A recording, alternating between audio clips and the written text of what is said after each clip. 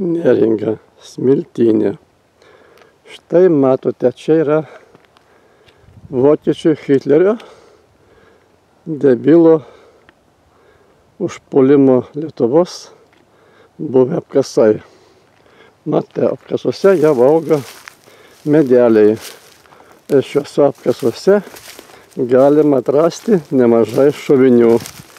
Ta ir pats rasdavau Skuodo rajone, kai buvau nepilnametis.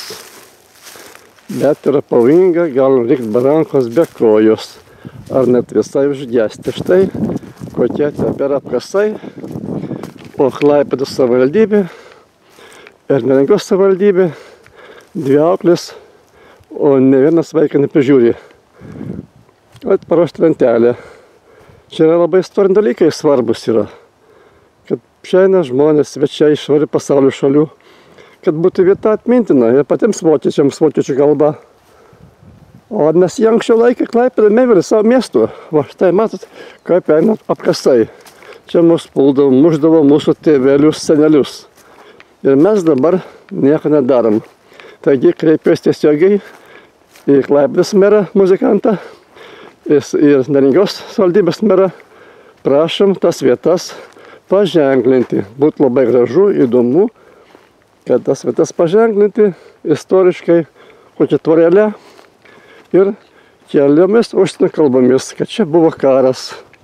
Ir būtent Tarybų Sąjungos kariai baigė karą nuo čia 7 kilometrų atstume. Ir yra didelis paminklas Tarybų Sąjungos kariams, Lietuvos išvaduotojams. Netoli už naują Neringos VI postų. Tai būtų labai gerai. Reikia mažiau užsiimti plepalais, daugiau imti vis darbus daryti. Matot, čia labai graži vieta. Tai labai bus svarbu įamžinti. Tikslingai, matot, va, čia yra Klaipėda, matosi.